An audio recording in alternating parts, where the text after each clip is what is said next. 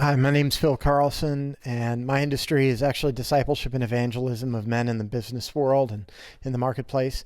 And my favorite flavor is really the one I get to experience a couple times a year, every year, and that's going to be the homemade vanilla with the apple pie, and always pairs really well with pumpkin pie. So always look forward to that, Thanksgiving, Christmas. But my question is related to especially working with a lot of the men I work with where they have young families, and thinking about in your story, you had a father that you clearly stayed close with throughout college years, and I mean, really had an impact on you, but also the faith of your parents had a significant impact on you. It never really left you, it seems. It seems like it was continuously working on you. There are many stories of families where they are faithful families, but their kids, they end up straying. And what was the difference in your upbringing, you feel, that made it so that you actually stayed close with your parents and actually carried that deposit of faith that they were trying to put in you?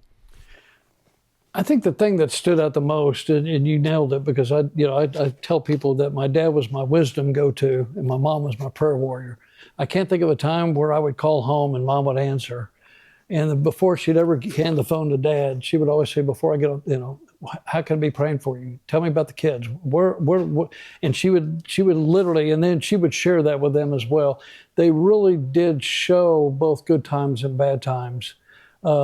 How to have it. I go back to the word relationship. How do you actually have a relationship? How do you sit? I mean, there are times if you were to look in my window of my house and it's just me in the house, I'm talking to Jesus right there. And people would think, what's wrong with him? But it was my visual way of saying that he's not just my Savior, he's my Lord. And I think that example of what they showed, but I also think that we were unique. And I hate to say, because I do know that there's a lot of even families connected to our family, meaning extended families, that the outcome wasn't necessarily quite the same. I had an incredible template. My father's Bible, I wish I'd have brought, because there was nothing on any page that's not marked in some form or fashion. And so I like to tell people when I wake up in the morning, I get to read the word from my father and I get to hear the heart of my dad. And that's all I cared to have from him. And I'm obviously going to pass it on to my kids.